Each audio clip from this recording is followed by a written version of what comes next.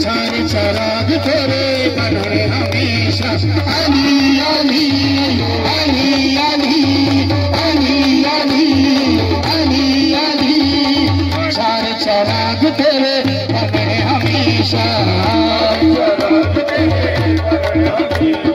और पंजुआ में बालन आई बालाल झूलेला झूले झूले लाल कलंदर ये इवेंट ऐसा होना चाहिए ताकि हमें भी याद रहे कराची जाके हाँ यार कोई इवेंट हमने वकीलों को हैदराबाद में किया था। चीजें ग्रुप आया हुआ है और बाखुदा ग्रुप किसी तारुफ का मोहताज नहीं है, इंटरनेशनल ग्रुप है पाकिस्तान का स्टैम्प है। अभी परसों हम लोग हैदराबाद में प्रोग्राम करके गए, फिर 6 तारीख को हमारे यूनिवर्सिटी का इवेंट है।